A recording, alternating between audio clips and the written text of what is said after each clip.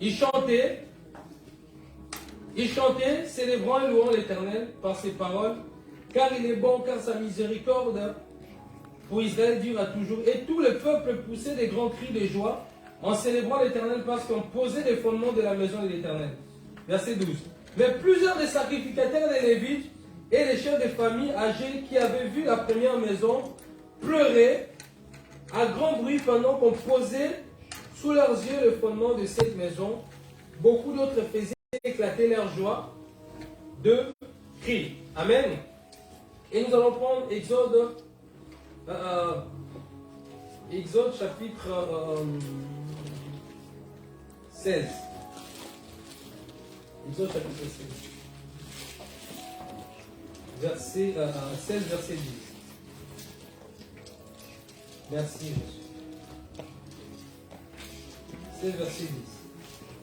Et tandis qu'Aaron parlait à toute l'assemblée des enfants d'Israël, ils se tournèrent du côté du désert et voici la gloire de l'Éternel apparut dans la nuée.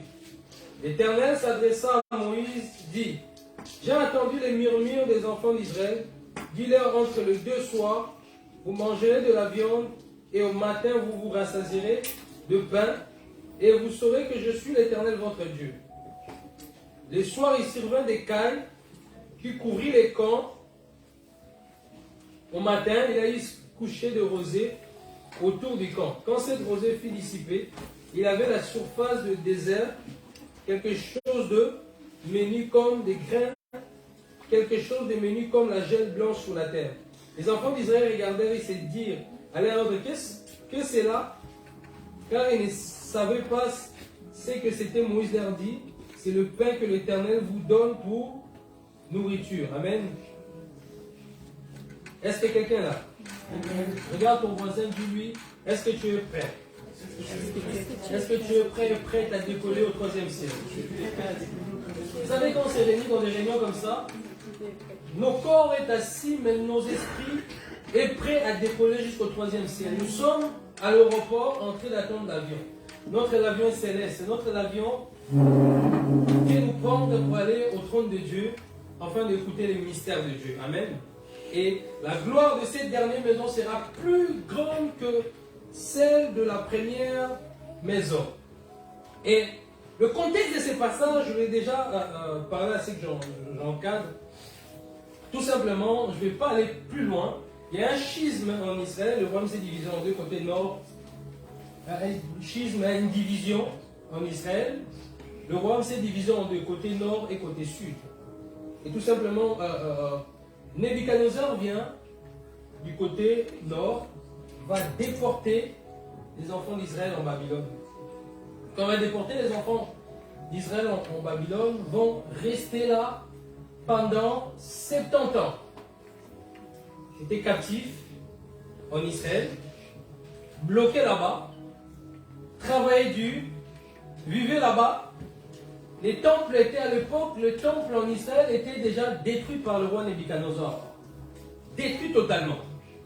Et qu'est-ce qui se passe? Le temple est détruit. Au pays, en Jérusalem, le temple de Jérusalem est détruit totalement. Les enfants d'Israël, en Babylone, captifs, dont Jérémie avait prophétisé, parce qu'ils n'écoutaient pas. Et qu'est-ce qui se passe au fur et à mesure? Les temps avancent.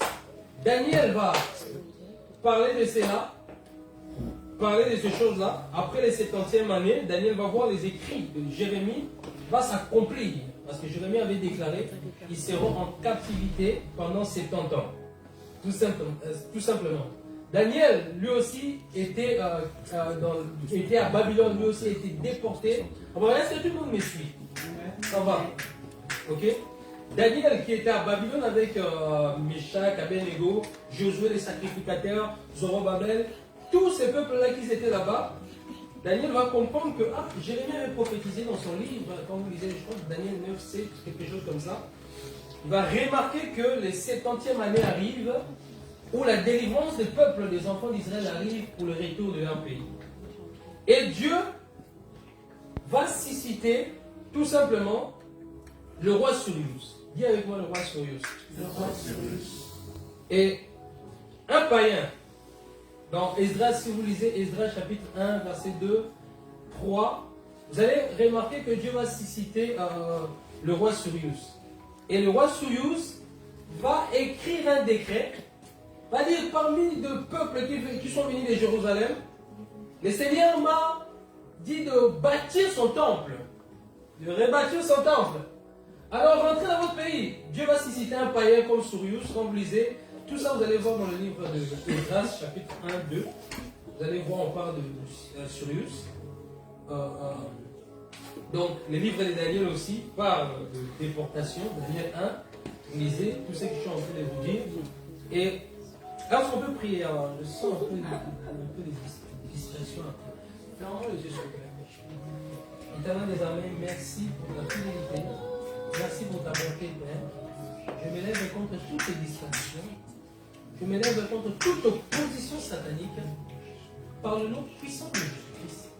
Éternel, étends ta main, manifeste-toi, agis, que ta main, que ton onction vienne régner dans ce lieu, que ta puissance vienne prendre la première place, que toutes tes pensées, je retiens captif dans le nom de Jésus-Christ, et je commande à tout esprit de partir dans le nom de Jésus-Christ, et je déclare l'ouverture spirituelle.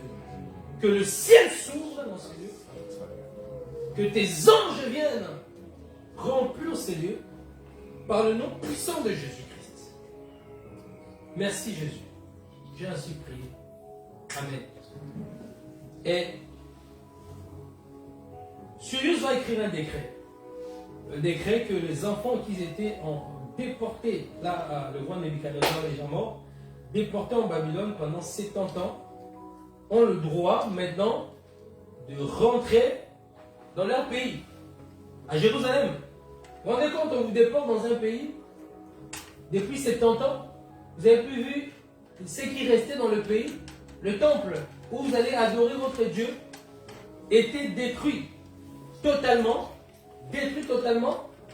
Vous êtes dans un autre pays qui n'est pas votre pays, et là, un roi paraît de nulle part qui vient accomplir la prophétie de prophète Daniel, prophète Jérémie qui avait prophétisé depuis des années.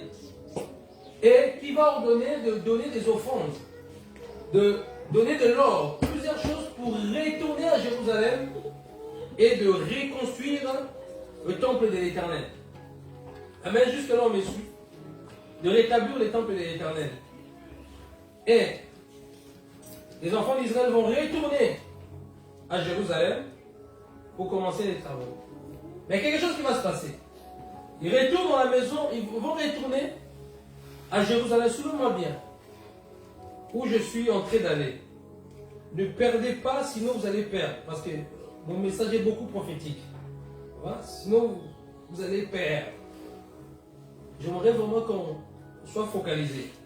Et ils vont arriver dans leur pays et ils vont se contenter à bâtir leur maison au lieu de reconstruire la maison du Seigneur. Ils vont être posés, calmes, hein, bien manger, créer, reformer leur maison qu'ils étaient des beaux maisons. Et Dieu va se fâcher. Regarde, Agé chapitre 1 verset 2. Agé va prophétiser. Hein? Pendant que toutes ces choses-là s'est passé, le peuple, et ils sont rentrés, leur mission première c'est de rebâtir le temple, mais ils ont commencé à reconstruire autre chose, faire d'autres choses. Et regardez Agé chapitre 1 verset 2. Dieu maintenant va se fâcher. Dieu va se fâcher.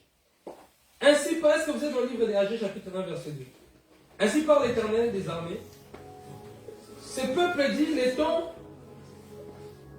Ainsi par l'Éternel des armées, ce peuple dit les temps n'est pas venu, le temps de rebâtir la maison de l'Éternel. Donc il disait que ce n'est pas le temps de rebâtir la maison de l'Éternel. Pourtant ils sont rentrés pour ça. C'est pourquoi la parole de l'Éternel leur fut adressée par Agé, le prophète, en ces mots. Et c'est le temps pour vous d'habiter ce que je disais tantôt, vos demeures en lambrisé, quand cette maison est détruite.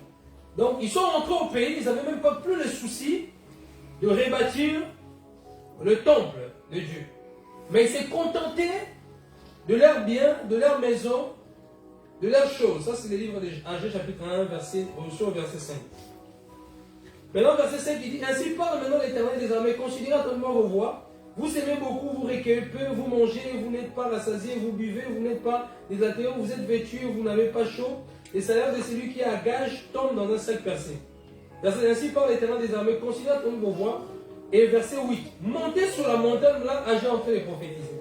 Parce que Dieu va citer Agé, Josué qui était sacrificateur, et Zorobabel qui était gouverneur.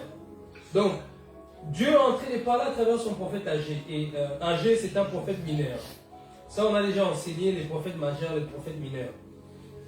Montez sur la montagne, apportez du bois et bâtissez la maison. J'en aurai de la joie et je serai glorifié de l'Éternel. Et Dieu va recadrer, Dieu va nous donner le temps de s'élever et de bâtir la maison du Seigneur. Et maintenant, ils vont commencer maintenant à s'élever, ses parents les a fortifiés, les a donné la confiance. Hein? Et maintenant, les livres d'Esdras, maintenant, on explique, quand ils ont commencé maintenant à rebâtir, à construire. Hein? Et verset 3 dans Esdras chapitre 3, verset 3, il rétablit l'autel sur le fondement, quoiqu'ils craignent les peuples du pays. Ils offrirent l'holocauste à l'Éternel, l'holocauste du matin, du soir, et ils célèbrent la fête des tabernacles, comme il était écrit. Ils offrirent pour jour par jour des holocaustes selon le nombre ordonné par jour. Là, ils ont rebâti d'abord l'autel. Après, c'est là ils offrirent l'holocauste parce qu'ils devaient offrir des holocaustes à l'Éternel. Parce que c'est quelque chose qu'ils ne faisaient plus depuis des années. Les nouvelles lunes de toutes les solennités consacrées à l'Éternel, c'est de quiconque faisait des offrandes volontaires à l'Éternel. Les gens donnaient des offrandes volontaires à l'Éternel. Dès le premier jour, chaque mois, ils commençaient à offrir. On va aller directement au verset 10 qu'on a dit tantôt. Lorsque les ouvriers posaient maintenant le fondement du temple de l'Éternel, on fit assister les sacrificateurs en costume. Ça, c'est verset 10 d'Esdras 3. Avec les trompettes, les Lévites, les fils d'Asaph, avec les cymbales, afin qu'ils célébrassent l'Éternel d'après les ordonnances de David, roi d'Israël. Ils chantaient, ils célébraient et louaient l'Éternel par ses paroles, car il est bon, car sa miséricorde dure sa miséricorde pour Israël dure à toujours, et tout le peuple poussait de grands cris et de joie, célébrant l'Éternel parce qu'on posait des fondements de la maison. Mais plusieurs des sacrificateurs et des Lévites, des chefs des familles âgés qui avaient vu la première maison pleuraient. C'était quelque chose de glorieux et de grand. Vous allez voir ici les chefs des familles, des Lévites, plusieurs personnes qui avaient vu la première maison.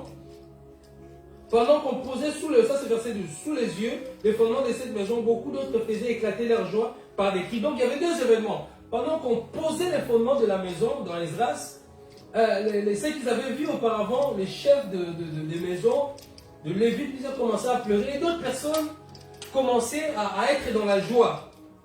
Hein? Maintenant, le terme, c'est la gloire de cette dernière maison sera plus grande que celle de la première. Mais pourquoi Dieu va parler ainsi à ce peuple-là? Parce que pendant qu'ils étaient en train de mettre des fondements, ils ont constaté que la maison qu'ils avaient laissée à Jérusalem était plus grande. C'est ça le contexte en fait de ces passages. Beaucoup interprètent la gloire de cette dernière maison sera plus grande que celle de la première maison. Pendant qu'ils étaient en train de reconstruire les temples, ils sont retournés dans leur pays, pendant qu'ils étaient en train de reconstruire les temples tout simplement, ils ont remarqué que pour eux, c'était pas beau. C'était pas glorieux par rapport au temple que Nebuchadnezzar avait détruit parce que c'était beau. C'est là où que Dieu va leur dire, il ne faut pas dire ça.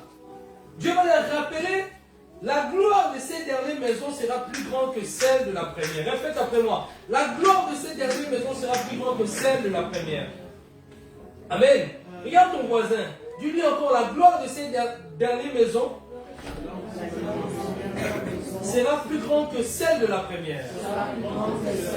Parce qu'en réalité, le peuple, en fait, disait que le temple qui a été détruit était mieux. Ils étaient attristés, étaient plus beaux. Voyez le contexte. Et je me dis, ne dites pas ça. Parce que vous êtes encore au début. Cette gloire-là qui arrive sera encore plus grande et plus glorieux, plus puissant. Et le mot qu'il y a à retenir ici, c'est le mot gloire et temple ou maison. Amen. Le mot gloire, c'est là que je commence mon message. Le mot gloire et le mot temple, tout simplement. Et le mot gloire en hébreu veut dire kabod. Le mot gloire en hébreu veut dire kabod. Kabod veut dire tout simplement glorieux. La gloire de cette maison sera plus glorieuse que la première. Kabod veut dire glorieux, abondance, splendeur, dignité, réputation, révérence, gloire, célébrité, éclat, notoriété. Notoriété. Et c'est un mot un peu vaste. Le mot kabod.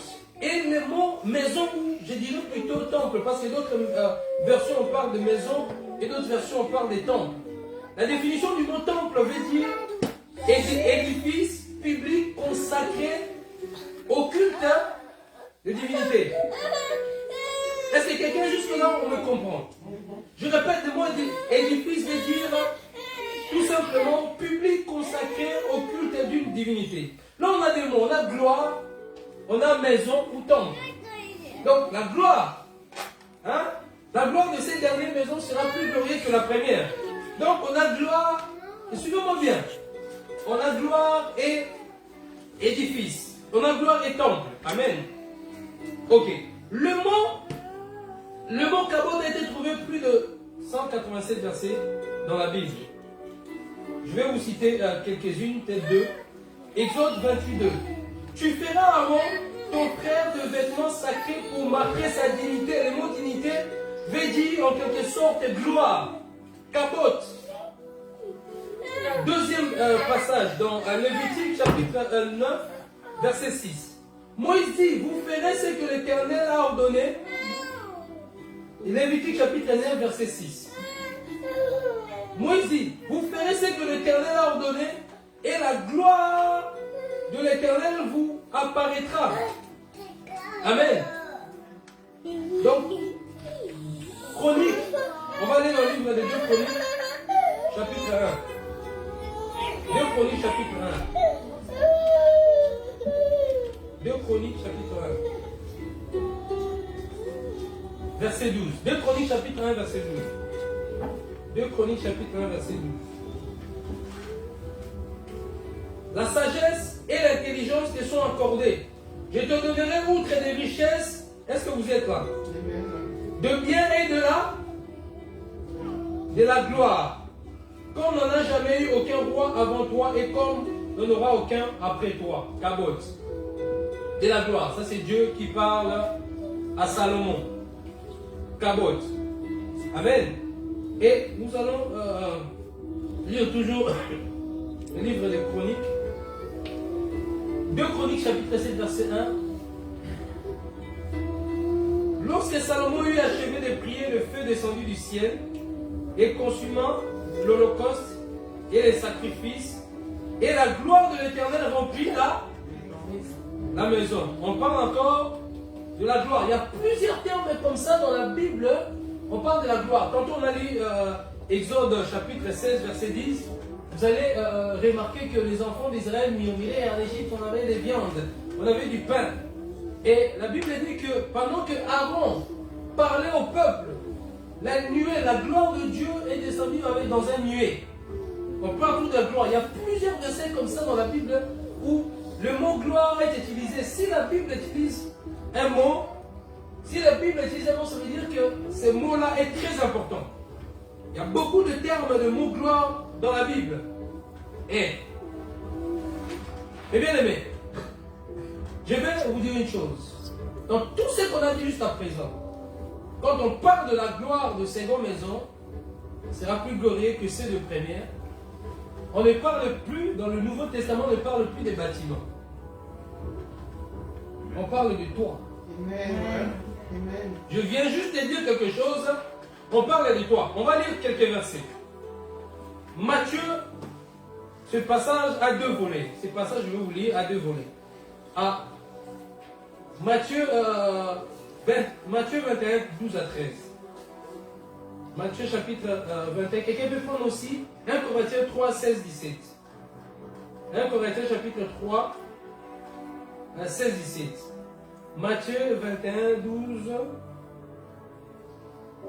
21, 12 à 13. Jésus entrant dans le temple de Dieu, il chassa tous ceux qui vendaient et qui achetaient dans le temple.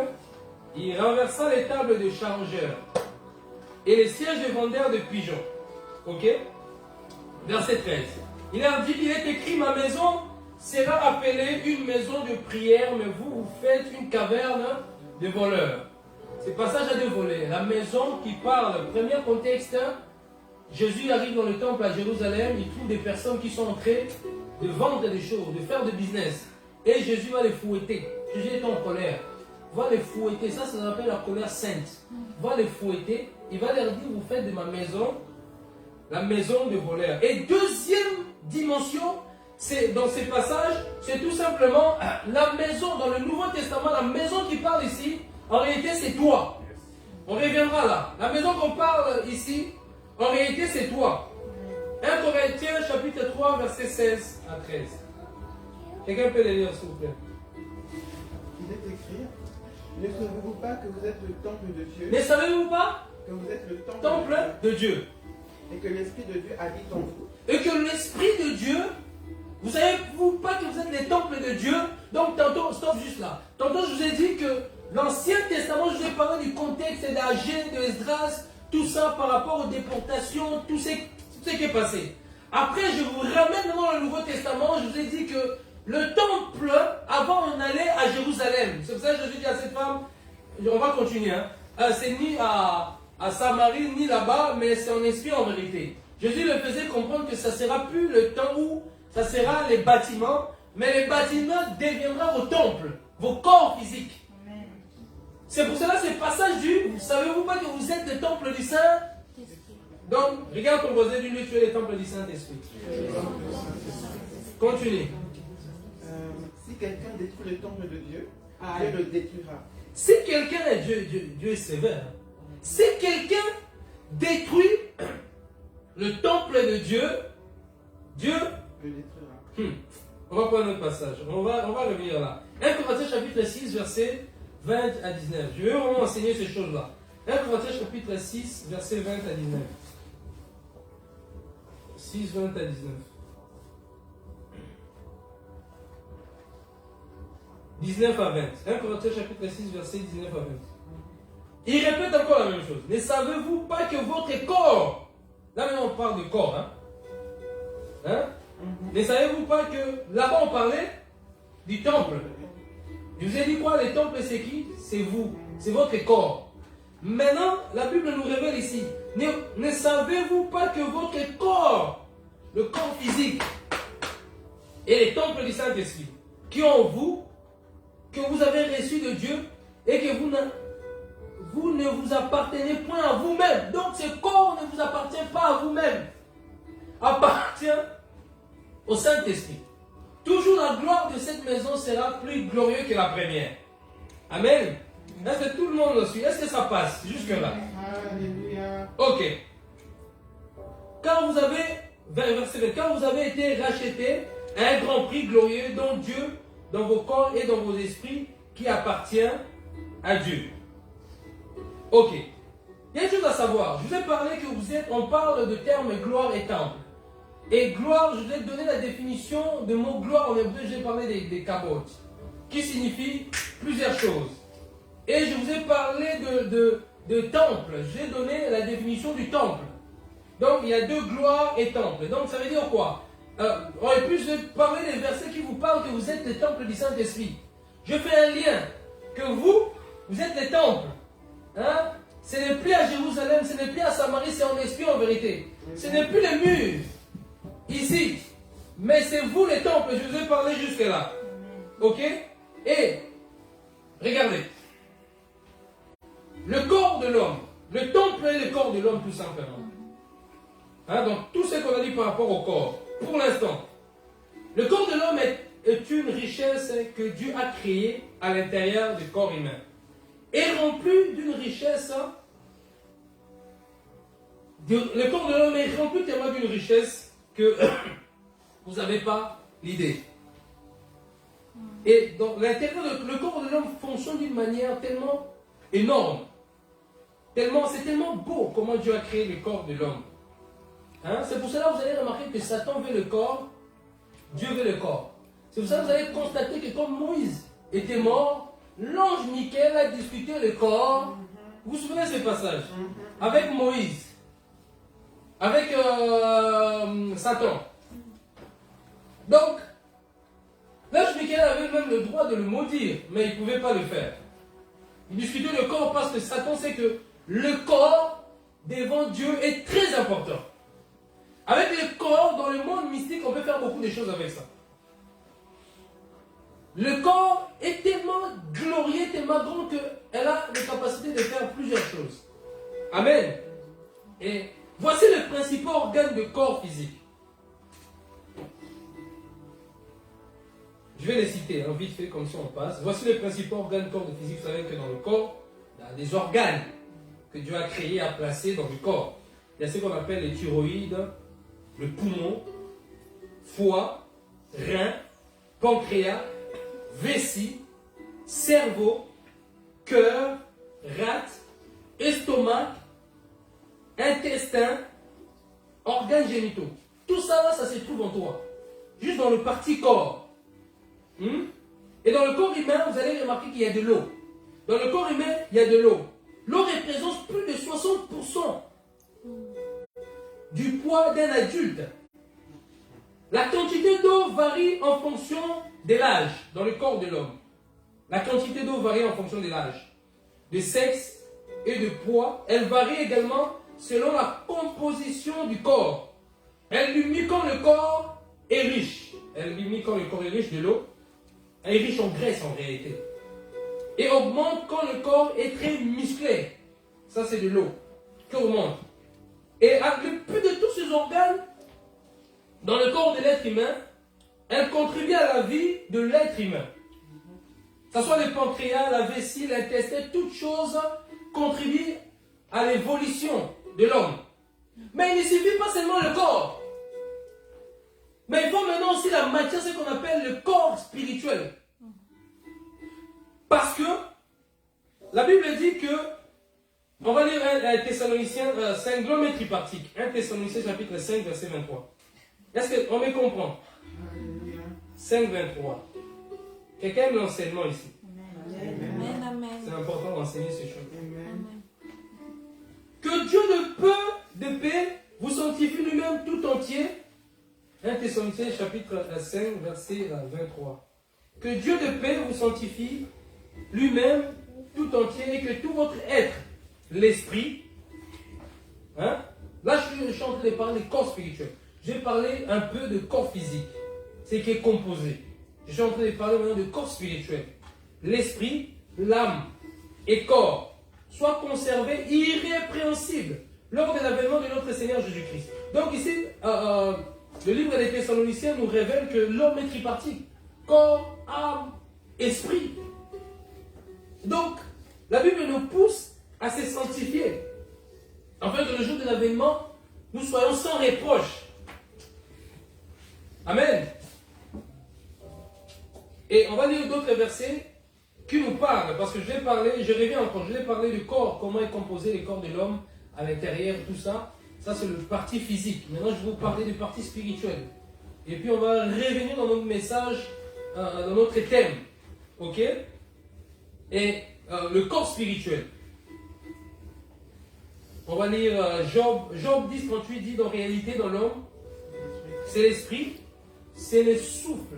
Et Nema, c'est le souffle de Tout-Puissant qui anime. Donc le souffle, de tout souffle. Souvenez-vous, quand Dieu a créé l'homme de la poussière de la terre, il a soufflé sur le narine. L'homme devient une âme vivant. Dieu a placé l'esprit dans l'âme, dans l'homme. Ok? Le souffle, retenez déjà ça. Le souffle, l'esprit en quelque sorte. 1 Corinthiens chapitre 2, verset 14. 1 Corinthiens chapitre 2, verset 14 à 15. 1 Corinthiens chapitre 2, verset 14 à 15. Est-ce qu'il y a quelqu'un là?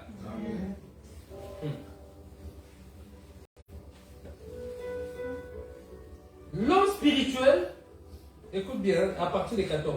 Mais l'homme animal ne reçoit pas les choses de l'esprit de Dieu, car elles sont une folie pour lui. Il ne peut le connaître parce que c'est spirituel qu'on en juge. Verset 15. L'homme, on nous rappelle déjà ici que tu as un esprit. Mais l'homme, verset 15, 1 Corinthiens 2, 15. L'homme spirituel, au contraire, juge de tout et il n'est lui-même jugé par personne. Donc on comprend déjà qu'on a un être spirituel. Et Paul révèle c'est tant que l'homme, tu as un homme à l'intérieur. Hein? Il y a l'homme physique, le corps physique. Là, il y a le pancréas, les intestins, la vessie. Il y a plus les poumons, le cœur. Ça, c'est sur le plan physique. Mais il y a ce qu'on appelle l'homme spirituel.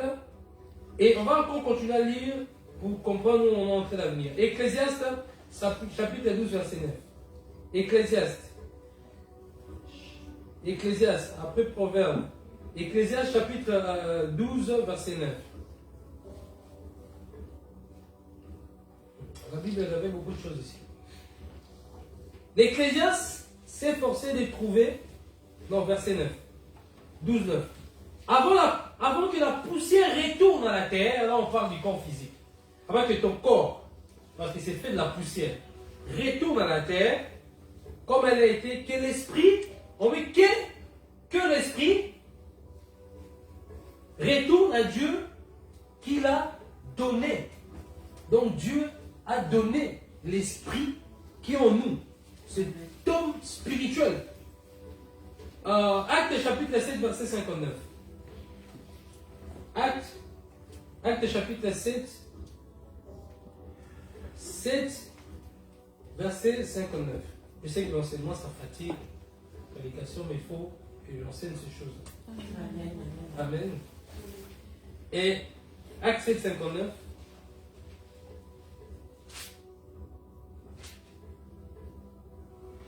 Et il lapidait Étienne, qui priait. Regardez la prière d'Étienne pendant qu'on le lapidait. Qui priait et disait, Seigneur Jésus, reçois mon esprit. Donc, Étienne était conscient qu'il avait un être spirituel. Tu n'es pas seul en toi. Vous êtes trois. Et vous formez qu'un seul. Tu n'es pas seul en toi. Vous êtes trois. Tu as le corps physique. Tu as le corps spirituel, l'homme spirituel, et tu as l'âme. Vous êtes trois, mais qui forment que un. L'enveloppe qu'on voit, c'est le corps physique. On va lire encore. Donc Étienne va dire, Seigneur, je te remets mon esprit. Je pense que c'est le prière que Jésus a fait quand on était à la croix. Et 1 Corinthiens chapitre 2, verset 11. 1 Corinthiens chapitre 2, verset 11. 1 Corinthiens chapitre 2.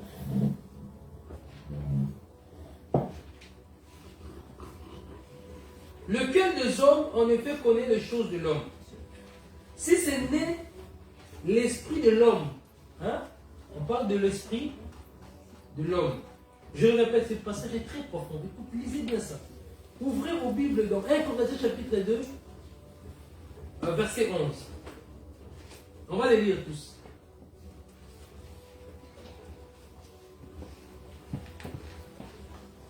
Lesquels des hommes, en effet, connaît les choses de l'homme?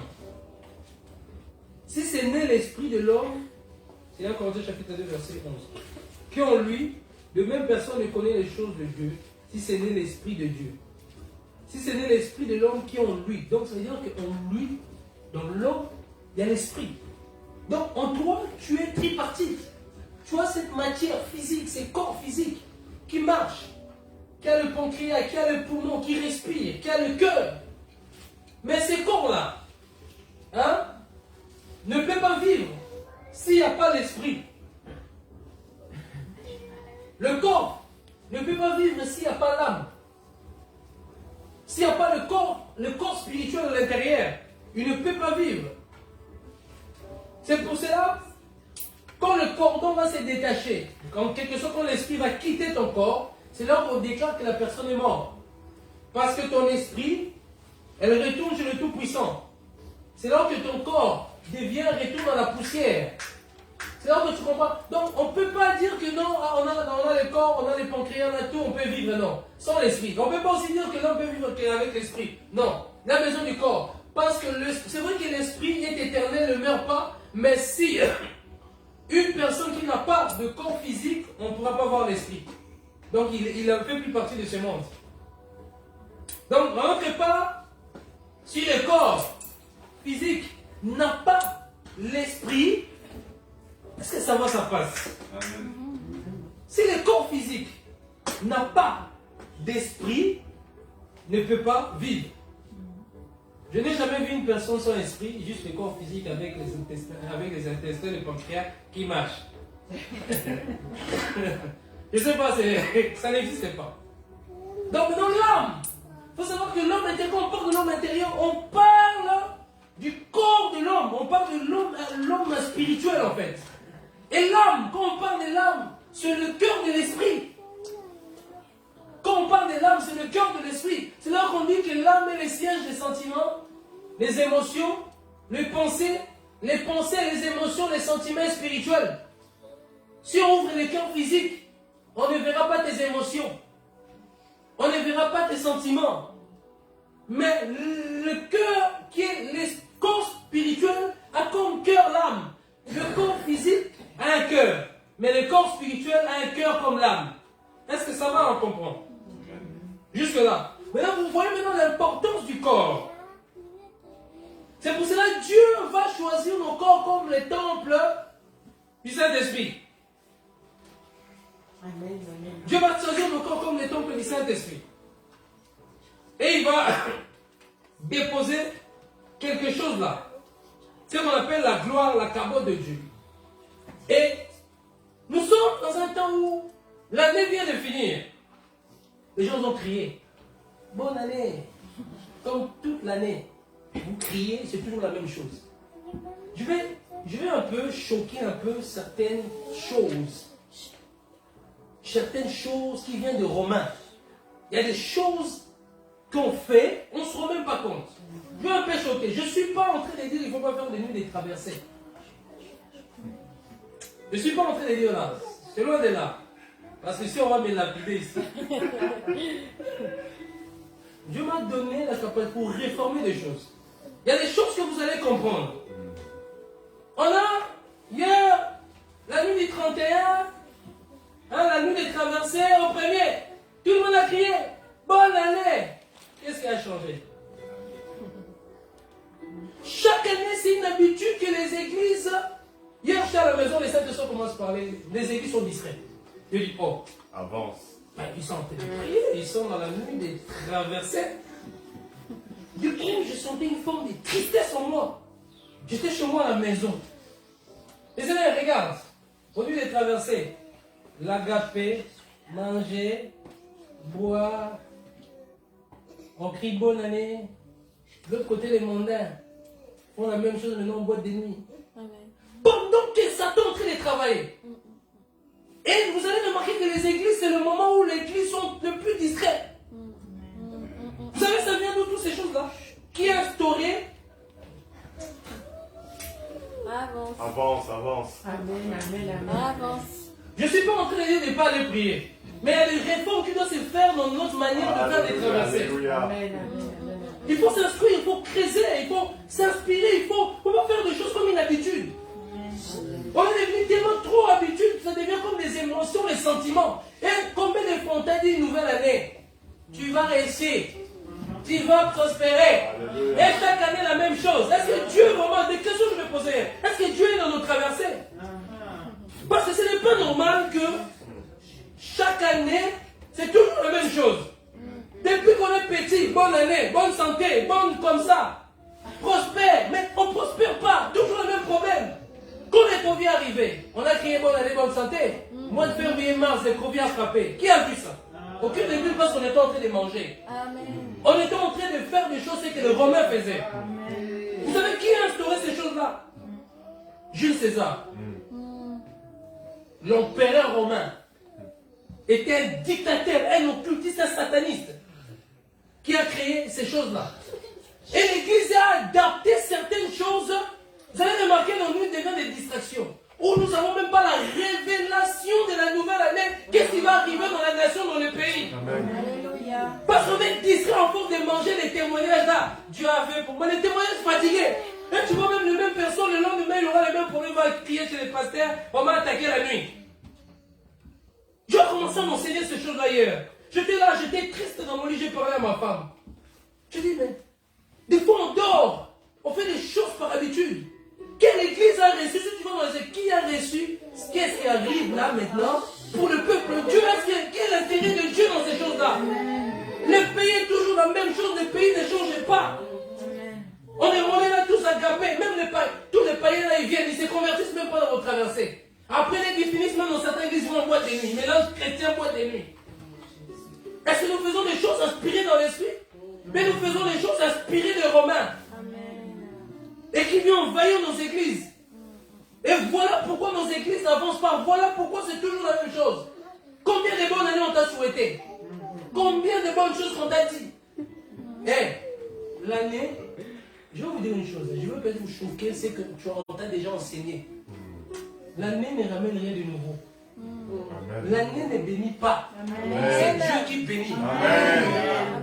Crois que l'année 2023 va se bénir, tu es en train de te tromper.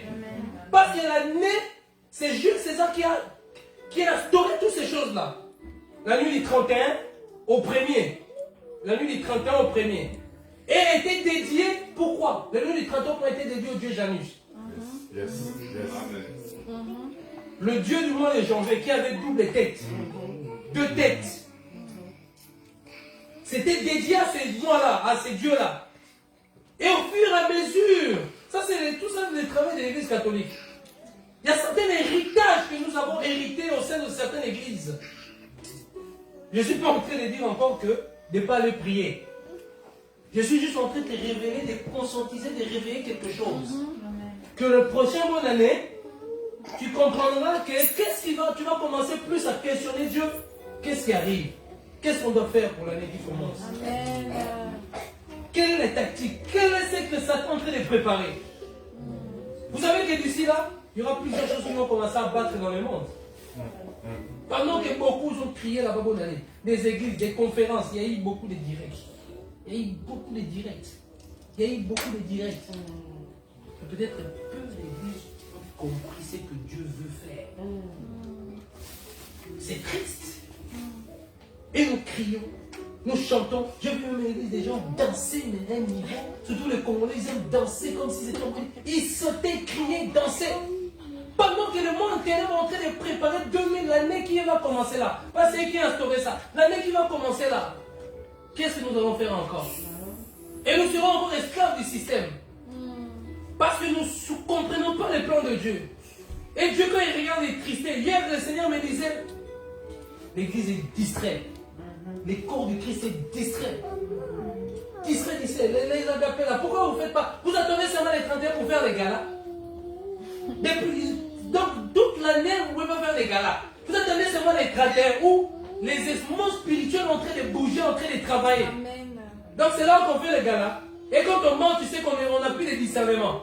Et on est concentré au poulet, on est concentré au riz. Pendant qu'on est concentré au manioc, pendant qu'on est concentré au pondou, pendant qu'on est concentré aux frites, à manger des frites. C'est là qu'eux, dans le monde d'esprit, en train de signer encore des décrets, en train de créer des choses. C'est pour ça que vous arrivez à des lois qui sont en train de se préparer. Vous allez être choqués, bientôt là, vous allez attendre d'autres lois qui vont être plantées. Maintenant, toi qui es le temple du Saint-Esprit, et la gloire qui doit descendre sur toi, la puissance du Saint-Esprit qui doit descendre sur toi, tu as le mandat et tu as la capacité de changer certaines choses. Et si tu ne comprends pas ces choses-là, tu seras toujours comme tout le monde dans les traversées. Et les traversées qui t'amènent rien. Combien de fois on t'a dit cette année-là tu vas te marier? Combien de fois? L'année qui commence là, tu vas toucher des millions. 2023. Non, il faut dire des choses, il faut révéler, il faut réformer les choses. Combien de fois vous pensez que c'est l'année qui va changer ta vie spirituelle? c'est ton intimité avec Dieu. Alléluia. Oh, papa. C'est ta vie de consécration avec Dieu. Ce n'est pas que les poulets que tu as mangé les 31 là. Pendant que les sorciers sont en train de danser, en train de faire des choses, en train de les jouer. C'est le moment où le monde des ténèbres dit que l'église est distraite. C'est le moment où le monde des ténèbres dit que l'église est vraiment distraite. Mais bien aimé, réveillons-nous un peu. Et quand on parle de la gloire, on parle de la carotte. Quand la gloire est descendue dans le temple en Israël, tout le monde a fui. La puissance était tellement tangible et palpable et fort. On ne pouvait même pas rester sous place. Vous savez, quand on parle de gloire, elle vient ramener la nuée de l'esprit dans la salle. Quand on parle de la gloire, elle vient réformer certaines choses. Quand on parle de la gloire de Dieu, elle vient changer l'atmosphère de la nation. Quand on parle de la gloire de Dieu, elle vient changer certaines réalités. Quand on parle de la gloire de Dieu, elle vient changer. Oh, est-ce que je peux parler? Est-ce que je peux parler? Alléluia. Amen. Une fois en Israël, la gloire a quitté le temple. Aujourd'hui, la gloire n'est plus dans nos temples. Parce qu'on est devenu trop distrait dans les églises. On est devenu trop distrait dans les églises. On ne porte plus la gloire. Nous sommes les temples, mais en réalité, c'est comme si on n'est plus les temples. Quand on parle que tu es les temples du Saint-Esprit, ça veut dire quoi? Ça veut dire tout simplement que tu as la gloire en toi. Amen, amen, amen seulement. Et je déclare, je prophétise, qu'à partir de maintenant, que tu portes une dimension de gloire en toi. Amen. Que tu portes une capacité en toi. Que les choses commencent à changer dans ta vie. Dans le nom de Jésus. Hey. Alléluia. Amen. Viens, oui, papa d'amour. Ah, Et lui, il traversera là, tu feras ça spécialement. Oh! Les choses doivent commencer à changer dans le corps du Christ. Il y a des choses qui vont commencer à changer dans le corps du Christ. Amen. Amen. Amen. C'est le temps où des choses doivent changer dans le corps du Christ. C'est le temps où nous devons pas aller seulement à l'église pour aller à l'église. Pour aller poser à l'église. Amen. Pour crier bonne année chanter. Distraction sur distraction. Oui, distraction sur distraction. Et les vies des gens ne changent pas. Hier, je me suis vraiment beaucoup posé des questions. Le Seigneur a commencé à m'instruire par rapport à ces choses-là. Nous avons des pratiques romaines établies dans les églises. Établies dans nos églises. Et nous les pratiquons tous les jours. D'où viennent ces coutumes? Et quand on lit bien, personne ne pourra me prouver dans la Bible si les disciples faisaient ces choses-là.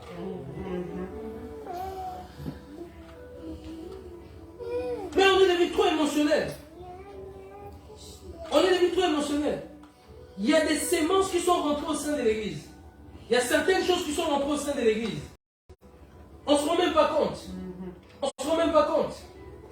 Voilà les problèmes dans nos églises. Et que ces choses-là doivent commencer à changer. Ces choses-là doivent commencer à changer dans le nom puissant de Jésus-Christ. Il faut que Dieu intervienne. Amen. Il faut qu'à partir d'aujourd'hui, nos vies commencent à changer. Amen, Yahweh. Oh. Il faut qu'à partir d'aujourd'hui, les choses soient différentes. Il faut que nous ne soyons plus des chrétiens ballottés par toute forme de doctrine. Il faut que nous soyons des chrétiens qui s'instruisent, qui cherchent Dieu. Des nuits qui servent à rien. Je sais que beaucoup plus tard on va venir. Parce qu'on est habitué. Qu'on est habitué. Hein? Qu'on est habitué à faire des choses. Ça devient des émotions. On fait ça par habitude.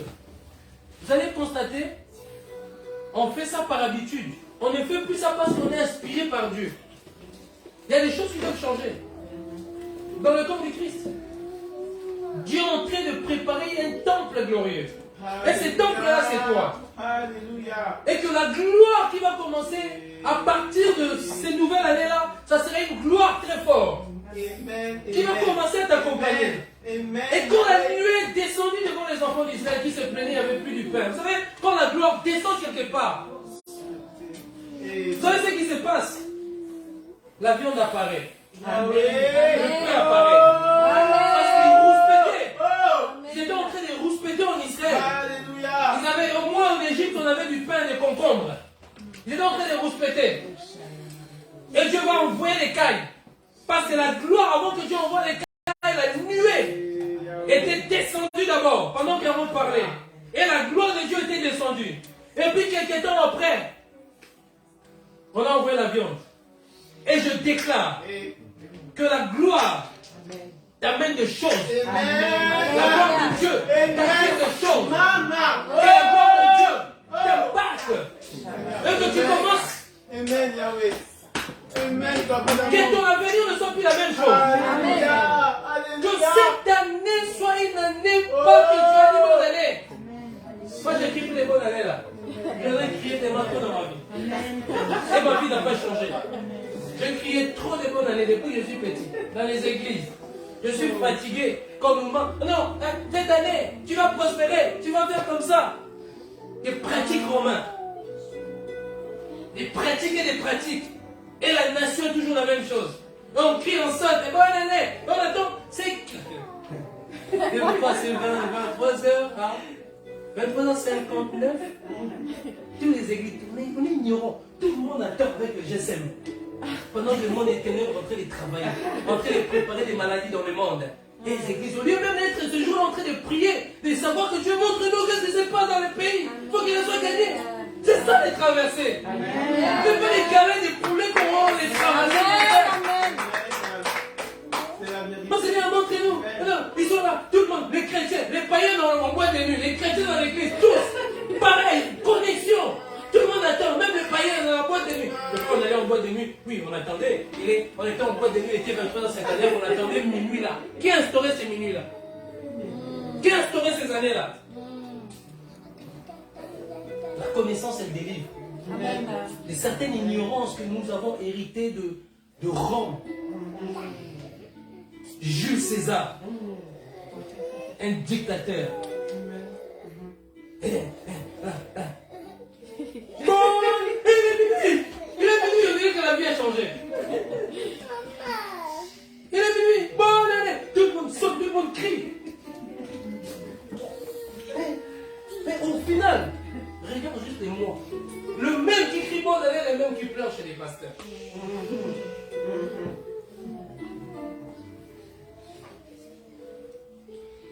La nation, le changement d'une nation ne vient pas parce qu'on a crié bonne année. Mais quand on a compris la vision de Dieu pour l'année qui commence. Quelle est la vision que Dieu a donnée dans les églises qui ont fait des traversées, qui peut donner encore du Christ pour la personne? Quelle est la vision? Quelle est la vision? On fait des choses des fois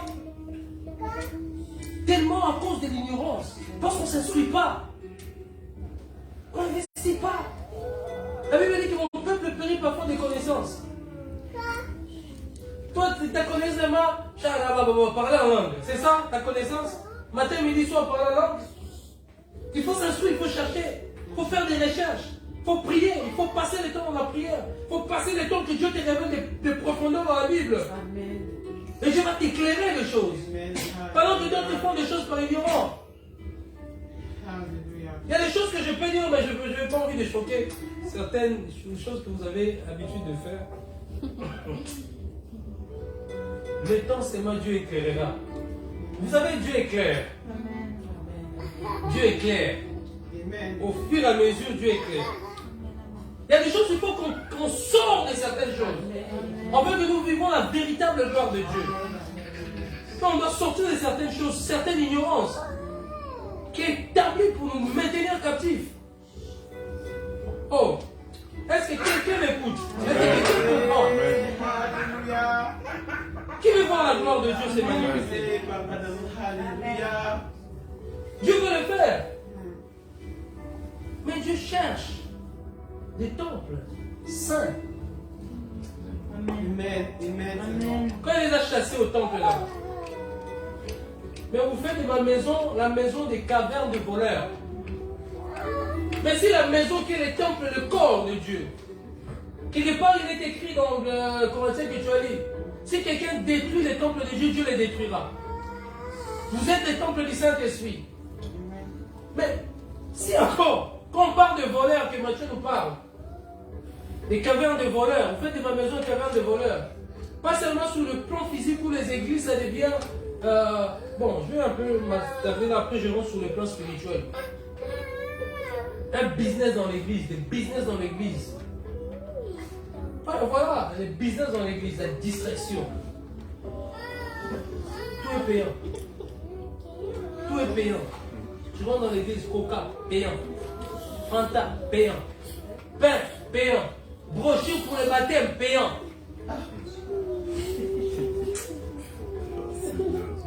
Voilà nos églises aujourd'hui.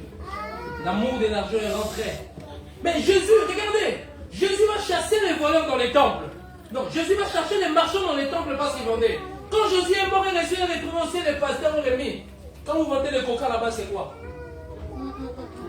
Quand vous faites des business là, c'est quoi? Mais c'est ce qu'il a fait quand il a... Pourquoi il les a chassés là? Ils vendaient quoi? Amen, amen, amen. Amen. Maintenant, pourquoi nos églises font des choses? Des sandwichs. Il n'y a plus d'agapé, ça n'existe plus. Parce que l'agapé dans l'église primitive, c'était pour réunir, pour donner cet amour. Mais aujourd'hui, pour entrer dans l'église, de plus en plus l'église est grande. Plus d'argent, plus de business. C'est bizarre quand même. Va dans une église réputée, demande qu'on a envie de baptiser quelqu'un, on va trouver un pays. Pourtant, vous baptisez l'âme de Jésus. Ils servent le même Jésus que vous. Maintenant, je me pose des questions si nous servons le même Jésus. Voilà ce qui se passe. Les vendeurs dans l'église. Prophétie 100 euros. Prophétie 1000 euros. Guérison, on te demande, tu dois d'abord passer par le secrétaire. Tu dois payer. Ces choses-là ici, ça n'existera pas. Amen. Si vous voyez ça commence à exister, dites que venez me dire que tu vas commencer à dévier. Amen. Et les pasteurs qui viennent après, il faut les aider. Ils sont rentrés dans un système américain. Aujourd'hui, on a l'évangile américain. Amen. Recopié aux États-Unis. Amen. Parce que les États-Unis, c'est un pays qui influence beaucoup de personnes. Donc, on prend des copier-coller, on ramène. On dit qu'il faut être sage pour payer la salle. Bon, la salle, déjà, les fait, je pense qu'ils ont déjà les finances. Tu vas voir, les pasteurs, il est déjà millionnaire. Quelle salle va faire, mais vous faites payer les personnes. Et les sans-abri aujourd'hui. Vos concerts là, vos concerts là. Vous allez au concert chrétien payant. Et les sans-abri, ils arrivent, ils ne peuvent même pas rentrer. Imaginez au concert payant, 10, 20 sans-abri. Ils veulent rentrer. Vous allez les faire rentrer. Tarif, prix en or, prix en argent. C'est ça les marchands, dans les temples. Amen. Mais ces personnes-là, quand ils n'étaient pas connues, ils disaient, moi, tout est gratuit. Quand il y a la foule, on sait que la foule, il y a l'argent qui rentre. Alors quelqu'un va me dire, on a loué un stade. Dieu t'a envoyé louer un stade. Amen. Dieu t'a envoyé louer un stade. Si Dieu Amen. t'a envoyé le pouvoir. Amen. Dieu s'il t'envoie, il pouvoir. Amen. Et non, si tu me dis non, je dois faire la salle, mais les systèmes de offrandes des bibliques existent. Tout le monde est venir chantre riche, prédicateur riche, avoir des jets privés, aller dans des limousines. On commence à vendre l'évangile du Christ. Comment nous ne pouvons plus, comment on ne voit plus la gloire? C'est à cause de ces choses-là. Des petites choses comme ça. Et Dieu nous regarde. De plus en plus, on monte dans cet orgueil-là. Caverne des voleurs. Amen. Jésus est parti. Nos pasteurs ont fait rentrer. Voilà, les marchands dans les temple. Pourtant, Jésus les a chassés. Jésus les a chassés, maintenant ils ont corrigé Jésus. Non, Jésus, vous n'avez pas bien chassé. Nous, on va vous remettre. Vous allez vendre bien à manger. Donc, un frère qui arrive dans l'église, il a faim, il n'a pas de quoi manger. Il doit aller à l'accueil. Sans lui, c'est 3 euros. Hein. Et bientôt, aux églises, là, vous allez voir, ils vont commencer à mettre Madame Bibi. Parce qu'il recopie le monde. Si le monde, ils le font maintenant. Le monde d'avant, on ne faisait pas ça. Le monde maintenant fait Madame Pipi. Et vous allez voir dans les temps à venir, il y a des églises qui vont commencer à mettre aussi Madame Pipi pour récolter de l'argent encore.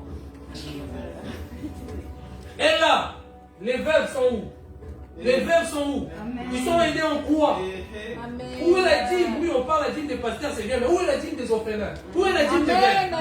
Où est la dîme des veuves? Amen. Les gens sont... Amen. Il y a des personnes qui disent que Dieu change de cette mentalité. Que Dieu change. Tout tourne autour de l'argent. Tout tourne autour de l'argent. On t'invite d'aller prêcher là-bas, 20 000 €. Nous, là, avec petite église, si on invite un chant de connu, elle ne va pas venir, t'inquiète pas. Elle ne va pas venir, t'inquiète pas. Il va attendre seulement quand mon nom sera élevé, là, elle va dire, elle a le même. Comme dans le monde. Les stars se côtoient avec des stars. C'est quoi mon Christ aussi aujourd'hui? Terrible. Total. Les places sont noires.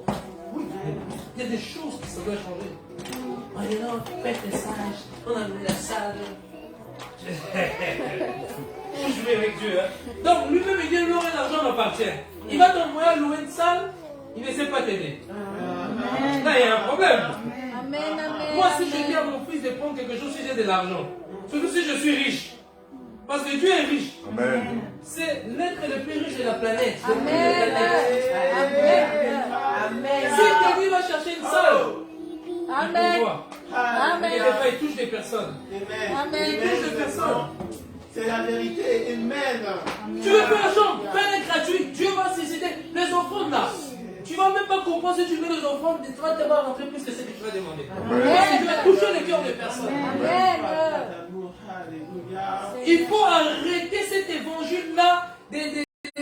Vous allez voir aussi bientôt les églises. Comme les gens de là font payer, les églises aussi, vous allez voir, ils vont mettre des portiers. Et vous allez voir aussi pour rentrer, ça sera 10 €. S'il y a des gens aux États-Unis, les églises qui dansent des danses de Michael Jackson. Oui? Oui? Des choses qui se passent. Vous ne vous rendez même pas compte. C'est triste de voir des choses comme ça. C'est triste de constater des choses comme ça. Comment nous pouvons avoir une gloire si grande si l'argent est dans nos cœurs? Comment nous pouvons vivre les actes des apôtres si l'amour des âmes n'y est plus? Le but de Dieu, c'est que les âmes soient sauvées. C'est ça son intérêt. Si les âmes ne sont pas sauvées, quel est l'intérêt de Dieu là-dedans? Quel est l'intérêt de Dieu là-dedans? Parce que le but, en fait, tout va passer. Mais l'éternité, l'enfer existe et le ciel existe. Et ces personnes-là, même tous les jours, sont tristes et sont en enfer. Peut-être que les concerts que tu veux payer le jour-là, peut-être rester 2 jours que la personne qui passe là, qui n'a pas d'argent, peut-être que c'est là qu'il va être sauvé. Il arrive là-bas. D'ailleurs, même ceux qui organisent, on ne voit pas leur tête. Ils mettent des personnes, des portiers. Alors s'il y a des gens, des fois, qui connaissent, vont essayer de négocier. Ils s'écartent. Et peut-être que ces jours-là, la personne en rentrant va être sauvée. Mais elle arrive, il n'a même pas 5 € ces jours-là. Et vous dites 5 € l'entrée. Et il passe à côté de ça, lui, il arrive là-bas, boum, accident, c'est tout dans un feu. Parce que peut-être que c'était son jour-là que Dieu voulait les sauver. Changeons notre mentalité. Il est le temps de réforme, c'est le temps de réveil. C'est le temps de réveil, mes bien-aimés. Ce n'est plus le temps où nous devons dormir. Ceux qui dorment, dorment la nuit. Nous, nous sommes du jour. Amen. Nous sommes du jour, nous ne pouvons pas dormir, continuer à dormir. Alors change ta manière de faire, change ta manière de voir. Car ton corps porte la gloire de Dieu. Je vais parler que tu es composé du corps et l'esprit. Et le corps, j'ai parlé dans le corps est composé des pancréas, les intestins, vessie, de l'eau. Je vais parler du corps spirituel. Qui est en toi. L'âme qui est le cœur de l'être spirituel. Mais la gloire de Dieu, quand elle ne vient pas dans le corps physique, elle vient dans ton esprit. Parce qu'en réalité, quand l'esprit vient, on dit que tu es le temple du Saint-Esprit. Quand l'esprit vient, ne vient pas dans ton corps physique.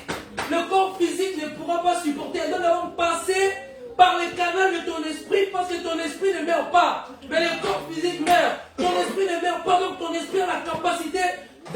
contenir un Dieu qui est grand en toi.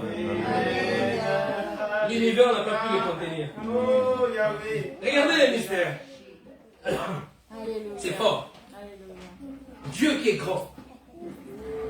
Attends. Dieu qui est grand, qui est puissant, qui est glorieux, qui est grand tellement doux. Il vient se faire petit dans un être humain qui est tout petit comme un fourmi. Qui vient habiter dans l'esprit. Mais quelle maison vous allez me construire? J'habite pas dans ce qui fait les mains d'hommes, mais j'habite dans l'esprit de l'homme.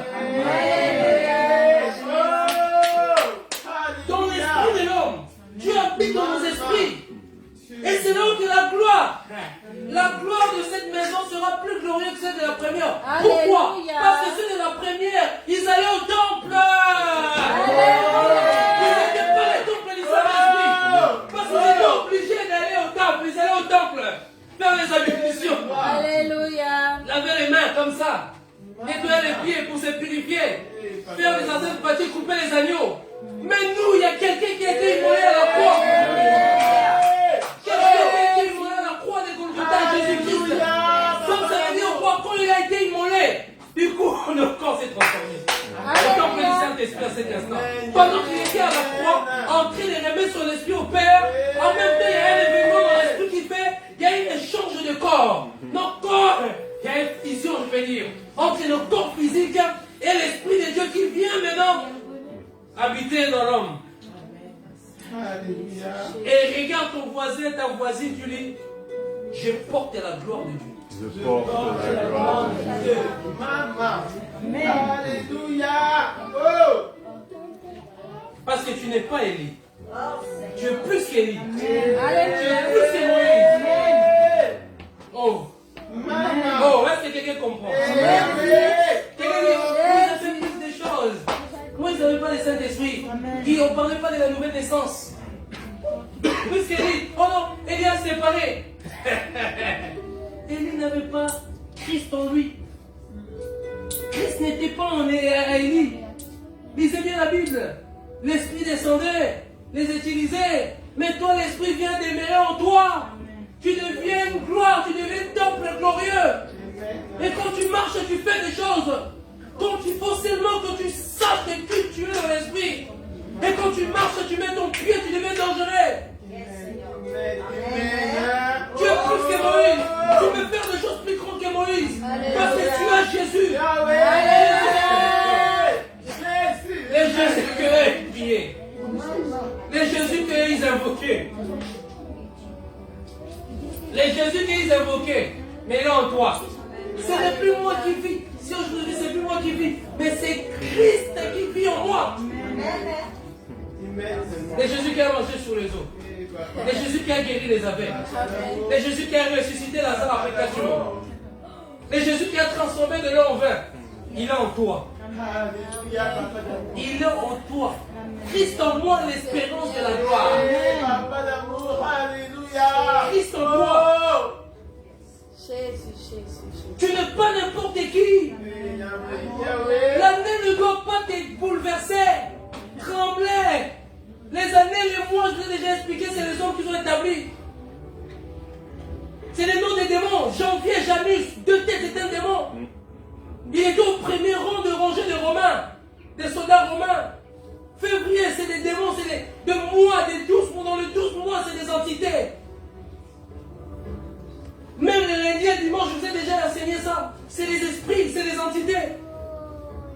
Même dans les planètes, il y a des entités. Le monde est détruit, le monde est mal, le monde est sale. Mais la gloire en toi fait que quand tu marches, ça brille dans les ténèbres. La lumière brille dans les ténèbres. Mais les ténèbres n'ont pas réussi. Mais tant que la lumière, tu brilles. Tu brilles. Est-ce que tu peux t'élever? Regarde ton voisin, dis-lui, je brille. Je brille. Regarde ton voisin, dis-lui, je suis en train de briller. Je suis en train de briller. À partir d'aujourd'hui, À Ma vie change. À partir d'aujourd'hui, ma dimension change. À partir d'aujourd'hui, je porte la gloire de Dieu. À partir d'aujourd'hui, je marche avec un feu. Le monde des ténèbres ne peut pas le contenir. Ce qui m'attaque là ne pourront plus me toucher. Parce qu'à partir de maintenant, je confie mon identité. À partir d'aujourd'hui, je sais qui je suis en fait. Satan, tu n'as aucun pouvoir. Le moi, tu n'as aucun pouvoir. Oh, oh, oh. Tu n'as aucun pouvoir de moi. Non. Les années, tu n'as aucun pouvoir. Nom de Tu Jésus. ne peux pas retenir ma destinée captive. Tu ne peux pas retenir ma famille captive. Tu ne peux pas retenir ma vie captive. Je refuse la pauvreté dans ma vie. Je refuse la pauvreté dans ma vie. Je refuse les limitations dans ma vie. Nom de Jésus. Ce n'est pas l'année qui me domine, c'est moi qui domine l'année. Alléluia. Parce que l'année est sous mes pieds. Amen. L'année est sous mes pieds. Jésus. Mes pieds sous mes pieds. Jésus. Le Seigneur m'a dit aujourd'hui, il y a des gens qui vont être visités. Il y a des gens qui vont être délivrés aujourd'hui. Alléluia. Il y a des personnes qui vont être délivrées. Il y a des choses qui vont passer à la salle. Et tu vas rentrer dans une nouvelle saison très puissante. Où ta vie spirituelle va commencer à changer. Ta dimension va commencer à changer.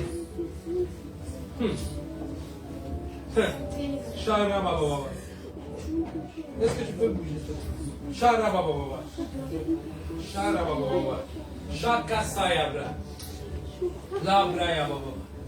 Ça va, Joël?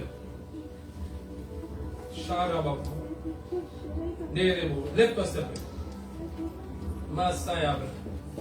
Shikasuyaba. Tu peux rester là. Labra inderemo shatayaba. Levez vos mains vers le ciel. Levez vos mains vers le ciel.